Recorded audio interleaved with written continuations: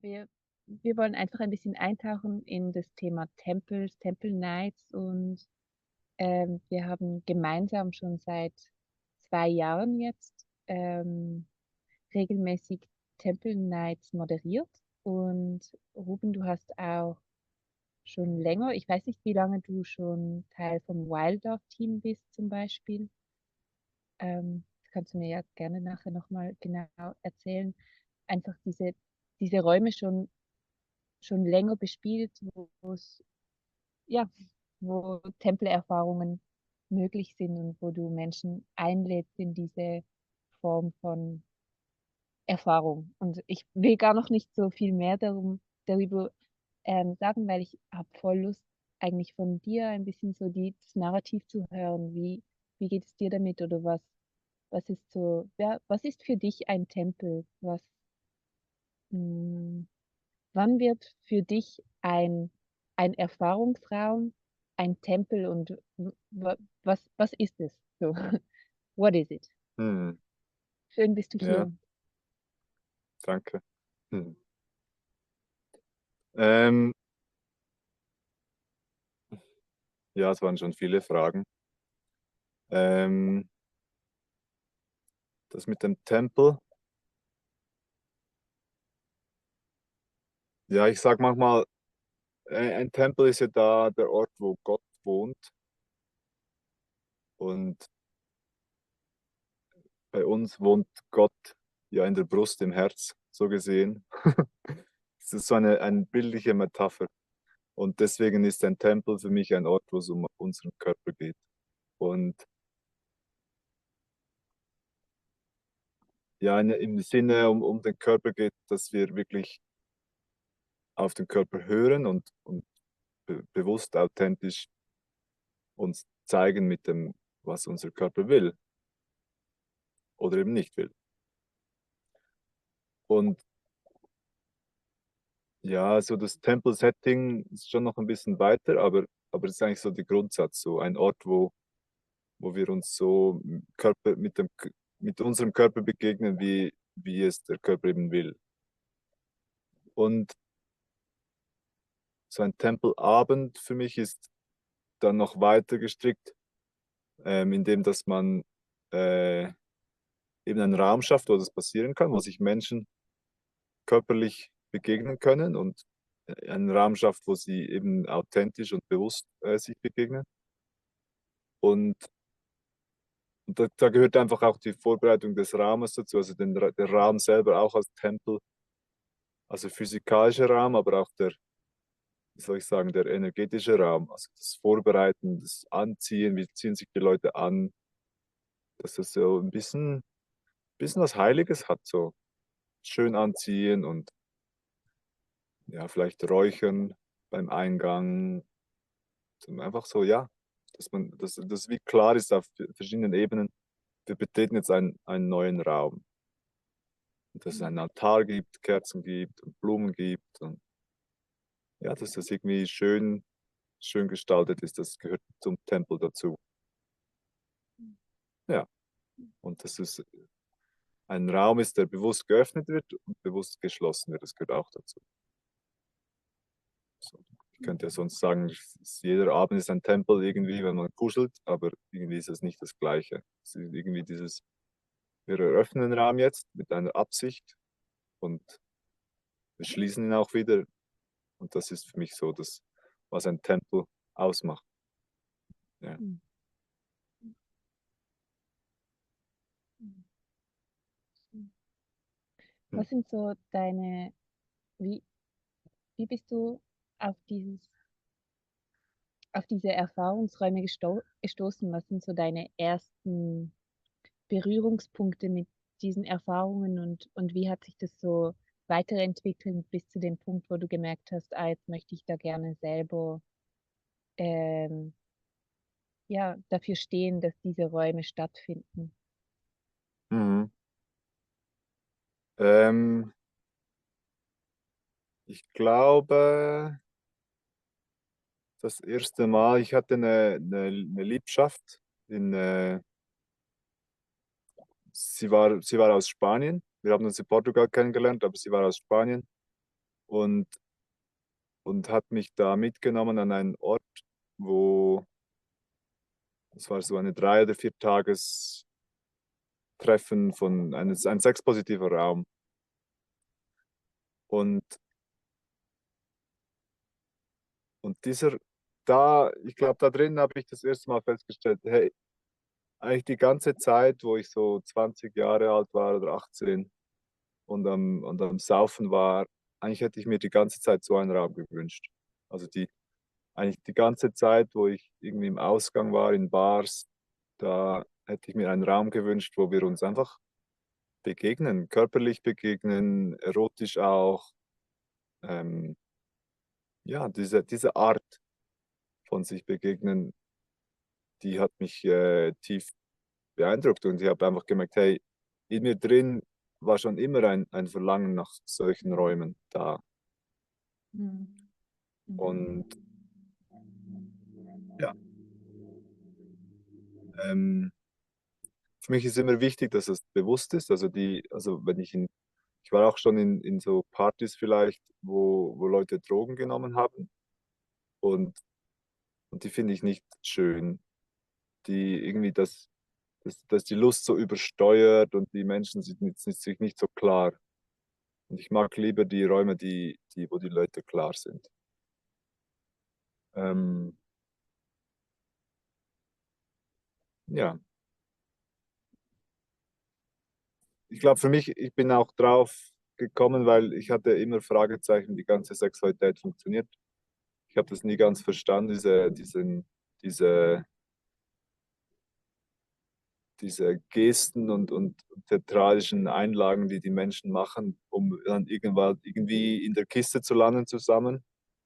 Und mir war nie klar, warum man nicht einfach drüber redet. So, hey, ich habe Lust auf dich, ich habe auch Lust auf dich, dann geht's los. Und, und in so Räumen habe ich das halt dann gefunden, dass man einfach auch drüber redet und das irgendwie ja, auf dieser Ebene klar macht. Dieses subtile, sage ich dem, Lesen von irgendwelchen Ausdrucksformen, das konnte ich nie wirklich. Und ja, später bin ich dann auf ISTA gestoßen, International School of Temple Arts, und habe das gemacht und das war weltbewegend für mich. Es hat so viele Knoten gelöst, sage ich mal.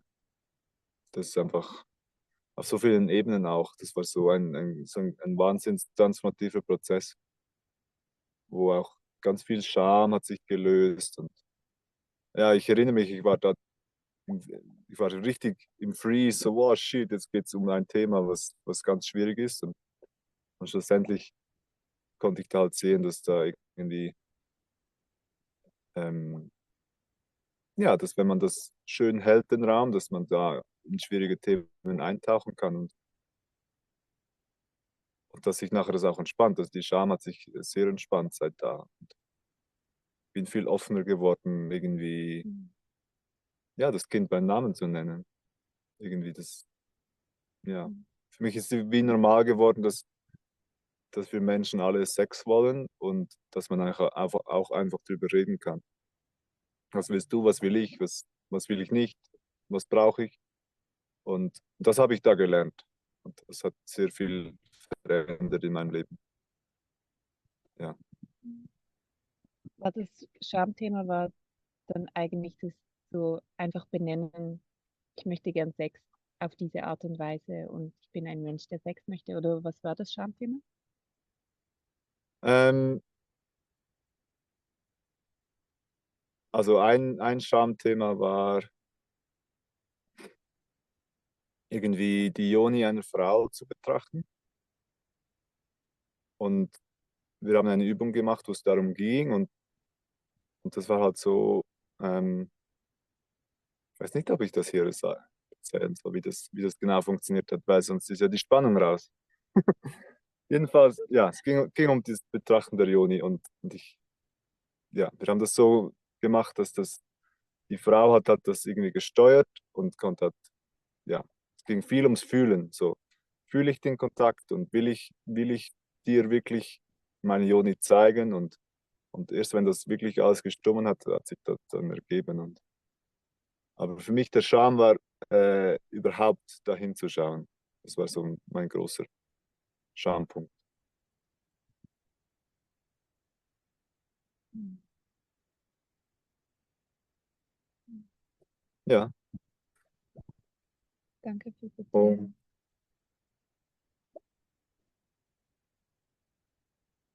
ja, ich bin dann drauf gekommen, selber so Events zu veranstalten, weil ich einfach gemerkt habe, hey, eben, also für mich war das dieses in der Bar sein und irgendwie zu hoffen, dass es sich irgendwie ein Kontakt ergibt am Abend, war irgendwie so mühsam, dass ich dann, ja, ich habe dann einfach, als ich das kennengelernt habe, beschlossen, selber so Räume zu organisieren, weil, ja, weil ich die immer wollte im Leben und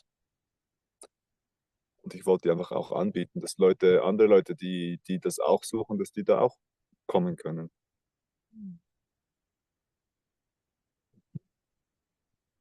Mhm. Mhm.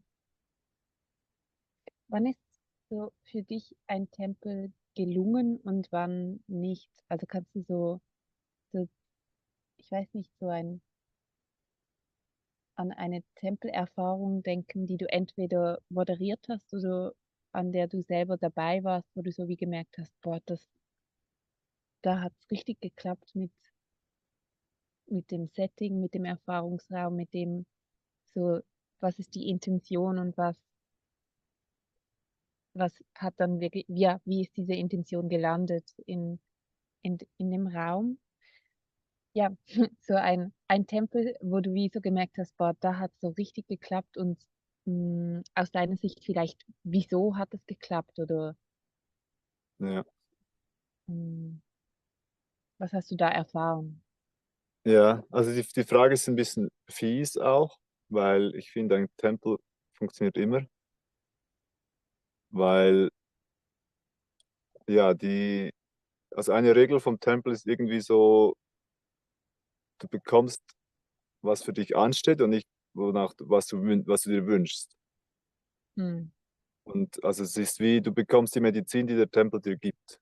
Und das ist eigentlich eine Regel vom Tempel. Und klar kann ich sagen, wenn es so ein süßes Kuscheln ist, wo alle so in einem Haufen drin sind und alle finden es schön, ist das gelungen. Das finde ich, ja, das stimmt auch. Aber ich finde, es ist auch gelungen, wenn sich ein Prozess öffnet, wenn sich ein Thema zeigt in mir, das schon immer geschlummert hat, wenn ich emotional werde, ja, wie mit diesem Schamthema, wenn ich damit konfrontiert werde und das sich dann richtig stark spürbar macht in meinem Körper und dann eventuell dann sich auch zu lösen beginnt. Das ist hm, vielleicht in erster Linie eher unangenehm konnotiert, aber eigentlich ja in der eigentlichen Sache ist es für mich sehr positiv, weil sich dadurch eben Themen zeigen können, die eh schon in mir schlummern und die mein Leben auch eine Art blockieren, oder ja. Und ich habe auch oft in Tempeln erlebt, dass Leute dann auch so Durchbrüche hatten.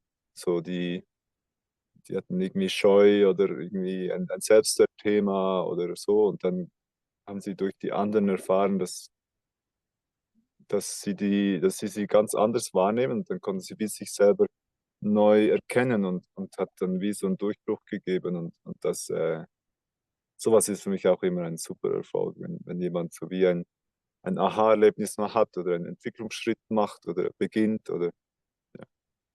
hm, Mhm. Für mich ist ein Tempel gelungen, wenn es ein Zusammen gibt.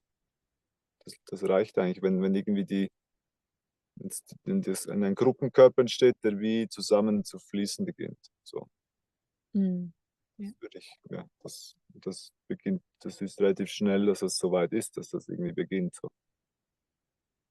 Aber wie gesagt, auch wenn es nicht ist und dann beginnen eben andere Prozesse, die man dann anschauen kann, ist auch gelungen. Ja, auf jeden Fall. So eigentlich die Regel der Transformation und Ja, ähm, ja, Bewusstseinsentwicklung sozusagen. ja, genau. Sobald Transformation stattfindet und Bewusstseinsentwicklung, finde ich super gelungen. Und manchmal ist es eher angenehm und manchmal ist es vielleicht, ja, in unserer Gesellschaft wird es halt als unangenehm bezeichnet. Das finde ich eigentlich schade, weil ja, die ganzen inneren Wachstumsprozesse, die kann man auch als angenehm anschauen. Die sind vielleicht anstrengend, aber also der Moment selber finde ich auch unangenehm, aber das nachher finde ich super angenehm. Ich sehe, dass sich mein Leben verändert, weil ich eben einen Schritt gemacht habe. Mhm. Mhm. Sehr geil. Ja, was hast du so gelernt in den vielleicht 2 Jahren, wo wir jetzt so regelmäßig äh, Tempel moderiert haben? Was sind so Räume, die sich für dich entweder transformiert haben oder wo du für dich selber mehr Bewusstsein ähm, erfahren hast?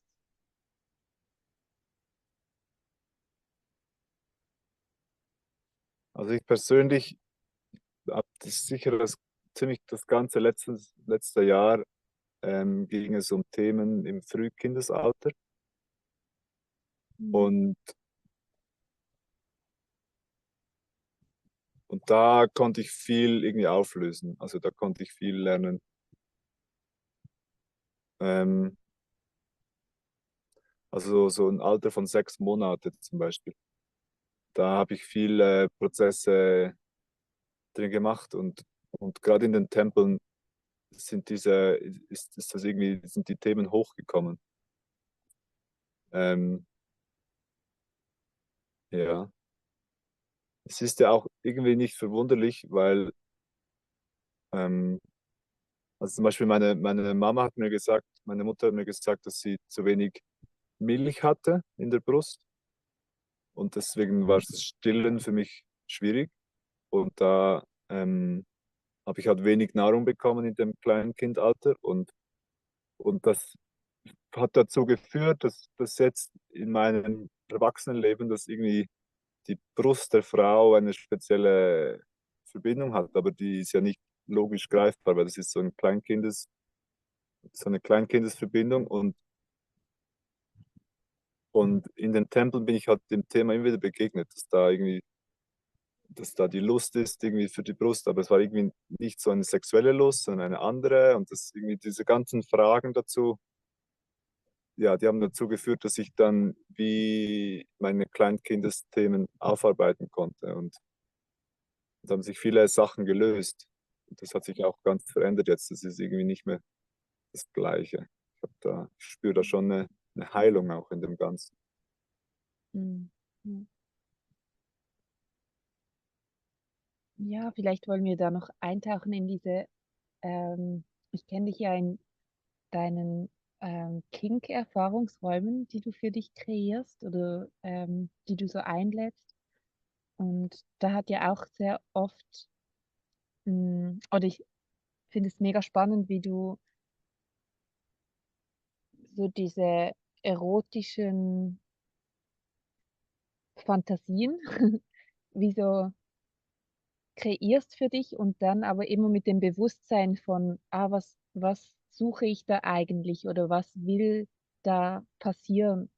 Ähm, das ist mega faszinierend und von kenne eigentlich selbst, also wenige Menschen, die diese kinky-Erfahrungen so bewusst als also die wie so intensiv in diese kinky-Erfahrungen reintauchen und in diesen Fluss von diesen Erfahrungsräumen. Vielleicht sprechen auch nicht sehr viele darüber, so wie du.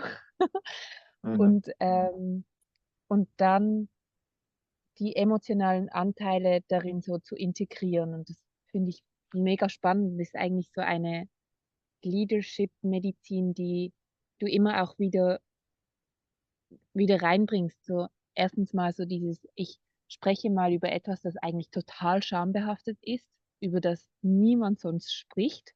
wie zum Beispiel, Mhm. das sind meine kinky Erfahrungsräume, die ich in meinem privaten Setting kreiere für mich. Und dann auch so dieses and I dare to look behind it, so wie, wieso möchte ich das eigentlich? Wieso kreiert sich mein Eros ähm, dieses Format oder dieses Setting? Das ist mega spannend. Ja, Magst du genau. ein bisschen darüber erzählen? Ja, gerne. Ich glaube, es braucht ein bisschen Hintergrund. Ähm, und zwar in der Psychologie redet man davon, dass bestimmte Anteile in der Entwicklung stecken bleiben in einem Schockzustand. Also wenn es einen Schockzustand gibt oder eine dramatische Erfahrung, dann kann es sein, dass bestimmte Anteile des Seins, ich weiß nicht genau die psychologischen Ausdrücke, aber ich habe es gelesen, dass die da stecken bleiben. Und im Schamanismus redet man davon, dass Seelenanteile verloren gehen. Und das ist eigentlich genau das Gleiche. Das ist einfach Lebenskraft, die bleibt irgendwo hängen. Die wird irgendwo abgekapselt aus einem Schutzmechanismus für eine Erfahrung, eben ein Schockmoment oder ein dramatischer Moment, der einfach zu intensiv ist, um das zu fühlen. Dann wird dieser Lebensaspekt abgekapselt vom Körper, um das eben da im Moment nicht zu fühlen können, fühlen zu müssen und irgendwie um zu überleben können. Und ähm, ja, für mich war halt, ich habe schon früh, hatte ich diese Fantasien von gefesselt werden Hm. und, und konnte das aber nie einordnen, also schon mit 14, 15 war das und ich hatte schon mit 8 hatte ich irgendwie so, ich habe da Science-Fiction-Bücher gelesen, da habe ich da eigentlich schon geträumt davon, in so einem Raumanzug drin zu stecken. Aber das war noch nicht erotisch im Sinne, wie ich es heute kenne, sondern es war irgendwie einfach spannend, dieser Gedanke, so einen Raumanzug zu tragen. Aber ich sehe es trotzdem als kinky Erfahrung oder kinky Fantasie. Ähm, genau, und hat mich dann immer gewundert, was ist das denn? Also warum ist das bei mir so und niemand redet drüber und irgendwie im Internet habe ich gefunden, es gibt Leute, die das auch machen oder mögen, aber in meinem Alltag hat niemand drüber geredet und dann einmal, ich war an einem Ort, ähm, da hatte ich wirklich so ein Bedürfnis, es war so wie ein Schrei in mir, ich brauche jetzt jemanden, der mich fesselt. Und es war aber niemand da. Ich kannte niemanden, mit dem ich das machen könnte. Also es gab auch keine Events, wo ich hingehen hätte können, um das zu machen. Und dann hab ich mich einfach gefragt, was ist das denn? Hab mich hingesetzt und meditiert, zum Schauen, was da das hinterliegende Bedürfnis ist. Weil das war ja offensichtlich irgendwie es ist ein Bedürfnis, es ist ein Schrei danach, aber die Idee, dass es vielleicht nicht ein Originalbedürfnis ist, sondern nur eine Strategie, um ein Bedürfnis zu erfüllen, war auch da. Und dann habe ich mich eben zum Meditieren gesetzt und irgendwann habe ich festgestellt, dass ein Aspekt von mir, ein Teil von mir sich wünscht, von meiner Mutter gehalten zu werden. Und, Hm. und dieser Anteil, vielleicht war das ein kindlicher Anteil, das kann ich jetzt nicht sagen, von der Logik her würde ich sagen, ja. Jedenfalls dieser Anteil, der sich wünschte, von der Mutter gehalten zu werden, das hat sich in meinem Alltag übersetzt dargestellt, als ich möchte gefesselt werden. Dieses enge irgendwie gehalten sein. Ja, also mein System, mein Körper hat sich gewünscht, gehalten zu sein. Und in den Jahren später habe ich in Büchern dann auch gefunden, wie die Leute das erklären und sie sagen, dass indem man eben so Schmerzpunkte von sich selbst erotisiert, ähm, kann man da, es gibt eine Möglichkeit daran zu arbeiten. Weil durch den Eros wird dieser Schmerz eigentlich überlagert. Also dieser Schmerz von mir, dass ich nicht gehalten bin, überlagert sich bei mir mit einem erotischen Gefühl und, und wegen diesem, weil es eben erotisch ist, das ist ja wie so, ich habe Lust auf Zucker, so ungefähr ist das, da habe ich Lust dahin zu gehen. Und dadurch das ist eigentlich eine schlaue, eine schlaue Variante von uns Menschen, wie wir mit Schmerzen umgehen, einfach. Indem wir es erotisch finden und dadurch, dass wir es erotisch finden, auch einfach uns immer wieder dahin bewegen. Mhm. Also wenn So ich jetzt, Leben auch da ja, reinbringen, oder? Weil ja, genau. Erotik ist ja auch Ja, so wie Lebenskraft, so an diese mhm, Orte, wo wir kein Leben mehr haben. ja.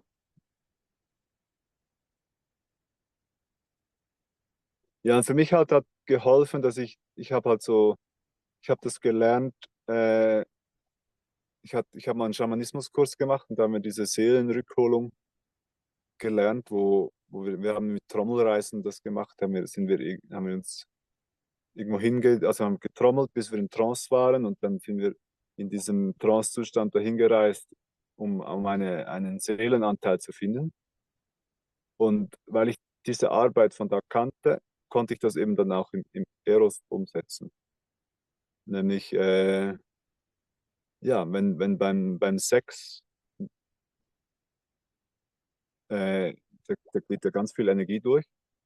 Und wenn da ein Setting kreiert wurde, das eben so einem inneren Wunsch oder inneren Schmerz entspricht, wenn das irgendwie in die Richtung ging, dann konnte ich tatsächlich manchmal dann beim Orgasmus diese Anteile finden, die dann im kleinen Kindesalter irgendwo verloren gingen. Also Mhm. das Intensivste war mal da war ich ungefähr 0 Jahre alt. Es war so ein großer Haufen von Schmerz hat sich angefühlt. So eine richtige Körpererinnerung. Oder ein anderes Mal, da war ich ganz allein in einem Wagen drin, so einem Stubenwagen. Und es war einfach kalt. Und das waren Erinnerungen, ja, ich war wahrscheinlich so um die 6 Monate alt, ein paar Monate alt. Und die sind halt wirklich zurückgekommen, so richtig als Erinnerung. Ich konnte mich an diesen Schmerz, an diesen Moment, die ganze Umgebung konnte ich wie erinnern. Und das konnte ich machen durch diese Sexualität, durch diese kinky Sexualität. Mhm. Und dadurch konnte ich halt wirklich, ja, das war irgendwo abgeblockt in mir drin, ich weiß nicht wo, und, und hat ja halt immer einen Anteil von meinem Leben gesteuert, dieser Schmerz von Alleinsein oder von Kalt zum Beispiel. Und ja, und in so Erfahrungsräumen konnte ich an die originale Erinnerung bis dahin zurückkommen und dadurch konnte ich da Leben reinbringen und das hat sich wieder in mein Leben integriert. Die Blockade hat sich gelöst und es fließt jetzt wieder in mir, dieser Anteil, der da Mhm. stecken geblieben war in der Zeit. So würde ich es mal beschreiben. Mhm. Geil. Dann, es macht so wie in mir auch diese Logik von, wenn wir keine Räume haben, ähm, in denen wir bewusst solche Settings kreieren können, und auch, also wo es um Körperlichkeit und um Erotik geht, ähm, dann finden zum Beispiel diese ganzen Heilerfahrungen gar nicht statt, wenn da wie so etwas tabuisiert wird, wie zum Beispiel Eros darf nicht kinky sein ähm, oder Eros, ich spreche nicht über meine sexuellen, also ich bin nicht Eros, meine sexuellen oder erotischen Erfahrungen bleiben in meinem privaten Raum so, nur mit dem Menschen, mit dem ich das jetzt gerade teile, oder ich bleibe darin nur in meiner masturbierenden Form, so Mhm. egoist, also so in diesem abgeschlossenen Raum, wo ich nur, keine Ahnung, spezifische Pornos schaue und darüber masturbiere, dann bleibt eigentlich mega viel von dieser Energie, die heilen kann, die so meine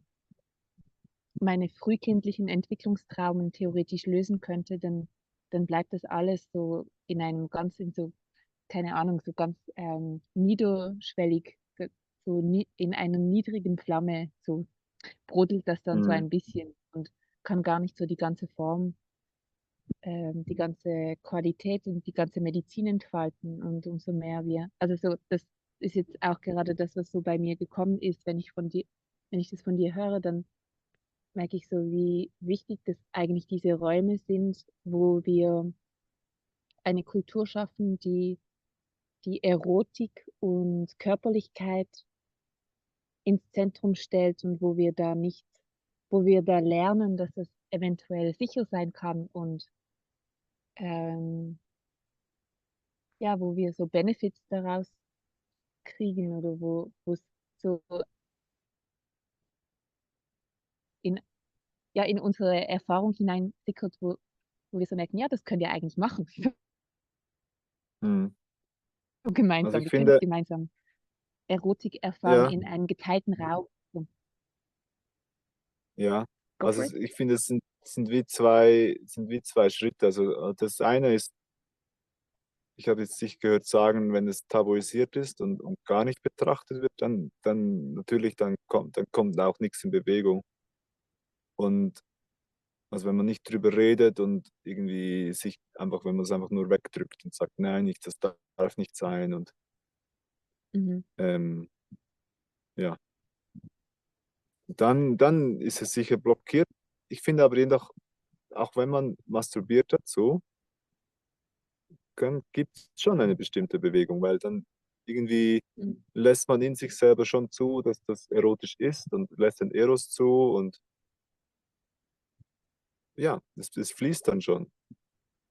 Mhm. Und natürlich, wenn man es zusammen macht, dann das Potenzial ist größer, weil es einfach mehr, wenn mehr Menschen sind, dann ist mehr Energie. Einfach gesagt, dass wenn zwei sich treffen, dann ist ja mehr Energie sich aufbauen kann und dadurch kann es stärker sein.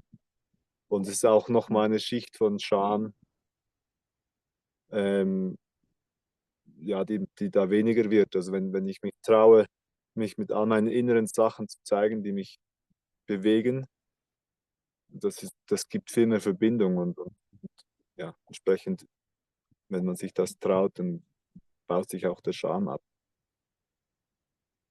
Aber schon nur einfach sich den Fantasien hingeben und auch eben mal zu Mhm. masturbieren dazu, finde ich super wertvoll, weil das ist irgendwie da und dann gibt man auch Bewegung dazu rein. Das finde ich schon toll. Ja. Mhm. Und für mich ist dann immer eben also jedes Mal, wenn so etwas ist, dann frage ich mich auch, warum finde ich dann dieses Fantasie jetzt gerade spannend? Also was ist dahinter? Weil irgendwann habe ich gelernt, ähm, eben, irgendwas ist immer hinten dran. Also vielleicht habe ich Angst davor, meine wirkliche Meinung zu sagen, wenn ich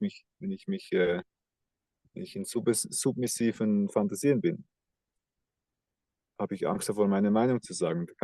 Klar kann ich entweder in diesen submissiven Fantasien bleiben, das ist wie Cremeschnitte essen, das ist lecker und erotisch und es feuert so. Aber ich kann auch einfach hinschauen und mich fragen, ja, aber wo habe ich denn Angst, meine Meinung zu sagen? Und kann auch diesen Schritt wählen. Also ich kann mich da wie entscheiden. So bleibe ich im Eros drin und genieße einfach das Ganze oder, Mhm. eben mache ich den anderen Schritt im Leben und verändere halt Situationen im Leben, die mich dann eben blockieren. So. Mhm. Ja, nice. Und ich finde beides legitim, Mhm. irgendwie. Ja, ich meine, bei dir ist so du hast dir wie so einen Bewusstseinsraum aufgemacht, so aus meiner Perspektive, ähm, wo du wie deine eigene Scham für dich selber neu definieren konntest, so gefühlt. Also Hm. ich merke so, ähm, dass so Scham zum Beispiel oft Bewusstsein blockiert, so wie dieses, ich masturbiere jetzt zu irgendwas, von dem ich selber aber das Gefühl habe, das darf ich gar nicht, ähm, Hm.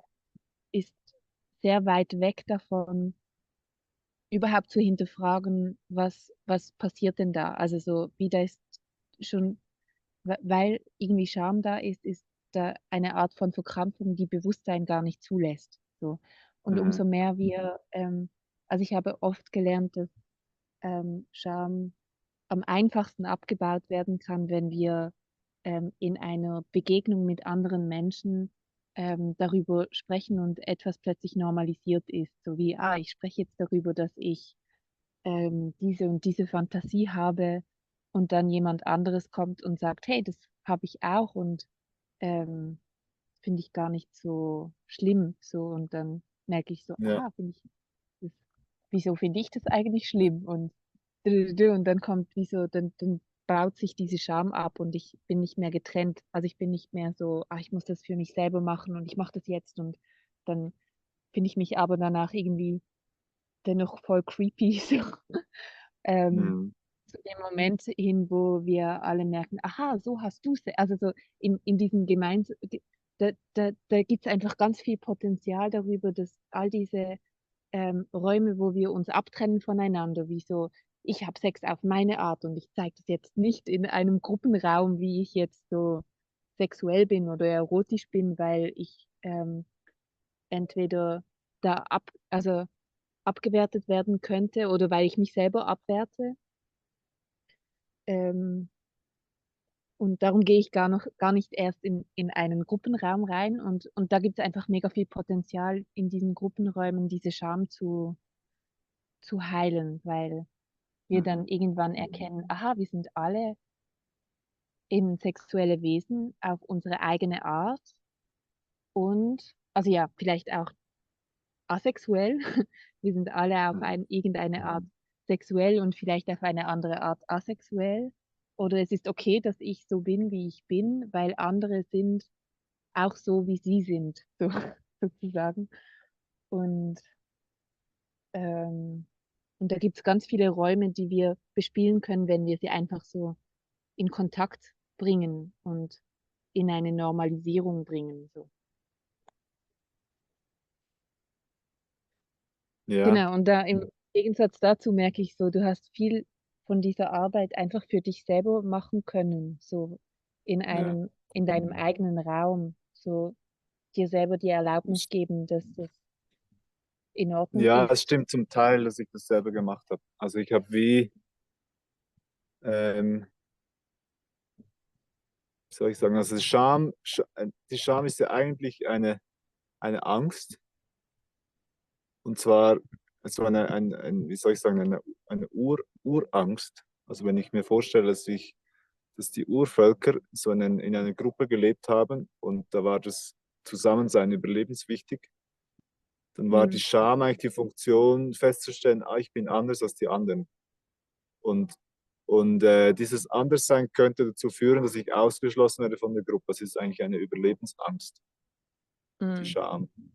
Und Und ja, wie du sagst, wenn man dann sich in Gruppen gibt, wo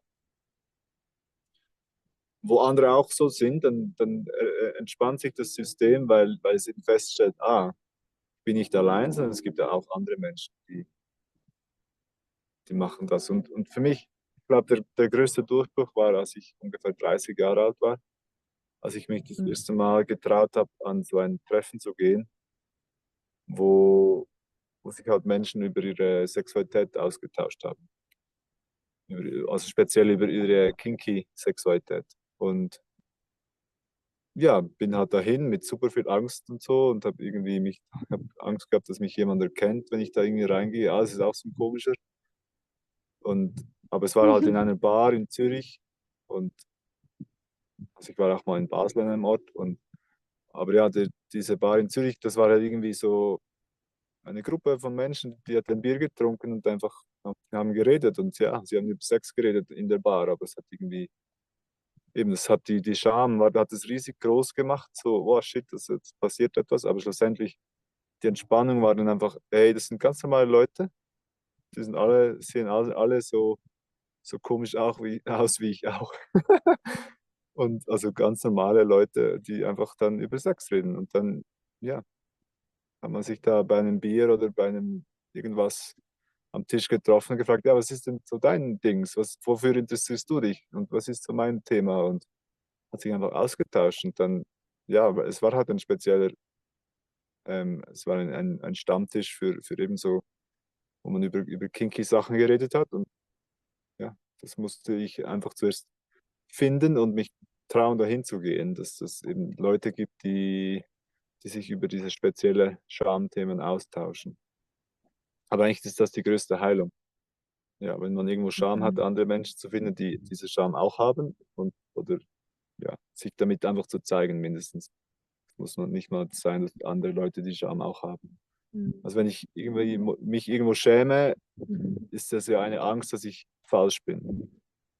Und wenn ich da mich damit zeige bei anderen Menschen und die sagen mir dann, hey, vielleicht, nee, für mich bist du nicht falsch oder ich kann das verstehen oder vielleicht sagen sie, ich kenne das auch, dann ist eigentlich die ganze Heilung drin. Ja. Mhm. Und klar, es gibt Menschen, die finden das falsch, das muss ich auch sagen. Es gibt Menschen, die finden das völlig falsch und völlig komisch, aber dann muss man eben die Menschen finden, die das richtig finden. Dann, ja, dann kann sich die Scham lösen. Nice. Ja. Mhm. Das ist cool. Und ja, ich glaube, ein Teil von mir hat sich dank dem Internet auch entspannen können, weil ich habe halt in Foren gefunden, ich habe nicht die Menschen direkt gefunden, aber irgendwelche Foren, wo die Sachen thematisiert wurden. Und da wusste ich schon, es gibt die Menschen nicht. Es war nur die Frage, wo sind die? Und dann, als ich Mhm. festgestellt habe, wo sie sind, dann eben auch mich zu trauen, dahin zu gehen. Das war die größte Überwindung. Ja. Und Mhm. die Frage, wie ich das für mich selbst mache oder wie ich dazu gekommen bin, ähm, ich habe mal so einen Kurs gemacht in gewaltfreier Kommunikation und da haben Mhm. wir ich kann es jetzt vielleicht nicht ganz auswendig zitieren, aber ähm, es war so eine Übung, da haben wir Zettel am Boden gelegt und eigentlich waren es 4 Zettel. Irgendwie der erste war so, einfach mal den Kopf leer reden, was da alles ist. Und dann auf dem zweiten Zettel war es zu fühlen, ähm, was ist denn in mir drin? Und dann war auch noch ein Zettel von irgendwie Bedürfnis. Ja, ich kann es jetzt leider nicht ganz gut rezitieren, aber da war so ein Stufenprozess von, da ist etwas, was passiert in meinem Kopf ganz vorne. Und wenn ich das einfach mal rausrede, dann komme ich eine Schicht tiefer und kann dann zu fühlen beginnen, was ist denn in mir drin. Und dann kann ich nochmal eine Stufe tiefer gehen und dann feststellen, was ist denn mein Bedürfnis? Und, und weil ich diesen Prozess, diese Schritte kannte, konnte ich das eben auch mit dem Kink machen. Eben das mit, Mhm. was ich erzählt habe mit dem Fesseln, so, das ganz vorne ist, dass ich will gefesselt werden. Und dann, okay, kann ich jetzt aber nicht erfüllen. Also was kann denn hinten dran sein? Da hatte ich wie das Bewusstsein schon, ich kann auch dahinter schauen und so dann feststellen, irgendwo in mir drin ist dieser Wunsch von meiner Mutter gehalten zu werden. Und das habe ich dann immer auf die anderen Sachen auch immer angewendet. Was ist denn da drin? Warum will ich das? Und die Frage, warum, war auch eben, warum, weil ich habe mich ja anders gefühlt. Also eben die Scham war da und in meinem Freundeskreis hat niemand über dieses Thema geredet, also habe ich mich anders gefühlt. Und dann war immer die Frage, warum bin ich denn anders oder was ist denn in mir drin? Und diese Frage, warum, so konnte ich halt irgendwie da in diese Frage eintauchen. So, ja, was ist denn hinten dran? Mit dem Bewusstsein, es ist wie eine Strategie, ein übergeordnetes Bild, aber hinten dran ist vielleicht etwas ganz anderes. Mhm. Ja, das kann man bei ganz vielen Sachen im Leben machen. So. Ja. Mhm. Ja, mega geil. Mhm. Ich wollte noch ein bisschen fragen, wie geht's dir in einer Woche oder ja, in einer Woche, glaube ich, fängt das Wildorf an, stimmt das? Ja. Ähm, Mhm. und ja, wie geht's dir damit und was ist so, was wünschst du dir, dass da entsteht? So, was ist so, Mhm. ja, was ist so das Ding von, wenn das entstanden ist, dann fühlt es sich für mich gelungen an. So. Ja. Hey, also ganz am Anfang hast du ja gefragt, wie lange ich da schon dabei bin. Wir haben das Wildlauf 2020 das erste Mal gemacht, das Wildlauf Festival. Und es ist ein Festival, wo es darum geht, ähm, ja, sich kennenzulernen und Sachen auszuprobieren. Und also wir selber halten eigentlich nur den Rahmen und Ihr die selber als ganzen, Organisatoren. ja genau, und die Workshops, also wir geben wie Werkzeuge mit, eben diese Kommunikationswerkzeuge, einfach mal den Leuten zu sagen, wie man denn über so ein Thema überhaupt reden kann oder dass es erlaubt ist, Nein zu sagen, solche Sachen geben wir mit. Aber was der Inhalt vom Festival kreieren die Leute ja selbst. Und ich weiß nie vorher, was die Leute anbieten werden und was die Leute auch wählen werden. Aber ähm, ja, schon einfach, dass es einen Raum gibt, wo das Thema Sexualität Raum bekommt, finde ich schon super. Das ist einfach, ja, weil die Leute, die kommen und die sind ja, die wollen ja auch irgendwie über Sexualität reden oder irgendwie wollen etwas ausprobieren oder ja, haben eine Idee und stellen das dann dar und sagen, wie wäre es, wenn wir mal das und das ausprobieren würden. Und Mhm. Sexualität heißt jetzt nicht in dem Sinne Penetration, sondern es heißt alles, was damit zu tun hat. Eben die ganze Eros-Geschichte, die ganze Spannung zwischen Mann und Frau bezeichne ich als Sexualität und die ist ja überall da. Also wenn sich die Menschen begegnen, dann gibt es diese Spannung. Und ja, diese Spannung, dieser Eros, das wird ja, in der Gesellschaft wenig thematisiert und wenn man dann einen Raum eröffnet, wo das thematisiert werden kann, dann wird es auch thematisiert. Die Leute haben dann Ideen, was da ausgemacht werden könnte. Und ja, das geht von Gesprächskreisen bis zu irgendwie anatomisch den Körper erklären, so, wo die Geschlechtsorgane oder bis zu, ja, es geht so in verschiedene Räume rein. Und ähm, Voll lustig, was war die Frage? Ja, seitdem du über das Wildlauf sprichst, ist das Internet voll abgekackt. Ah nein. Ja, ähm, also ich höre immer wieder so Fetzen und dann macht es wieder so nichts mehr und dann macht es wieder Hm. und dann wieder so, weiß ich gerade nicht, wie damit umgehen. Ja. Ähm, mhm. Aber ich glaube, ein paar coole Dinge sind jetzt drauf, wie dass es ko-kreativ ist und dass Menschen das einladen, dass sie gerade spannend findet und Erfahrungsräume dazu kreieren.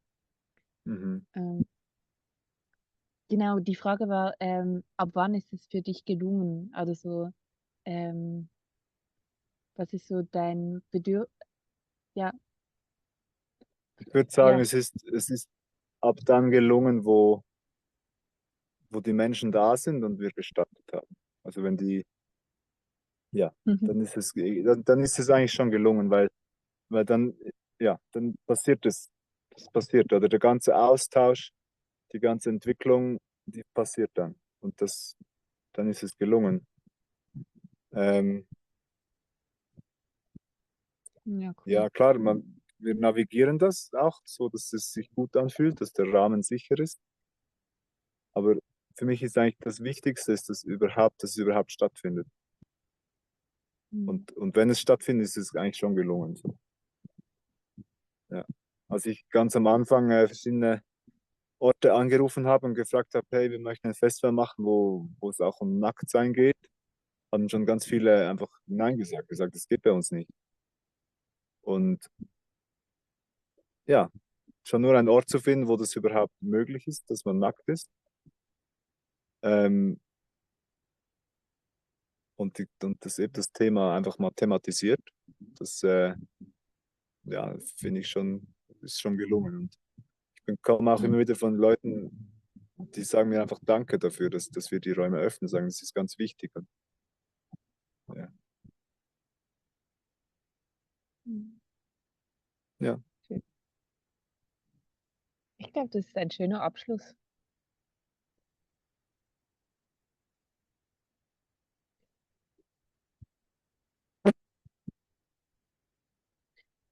Danke, Ruben, für das Gespräch. Es war schön, wieder so mitgenommen zu werden in deine Erfahrungsräume und deine Welten. Danke, Michael, für die Einladung. Gut. Dann wünsche ich dir weiterhin viel Spaß auf der Alp und bis bald, bis in eine Woche. Ja, bis in einer Woche. Danke. Tschüss.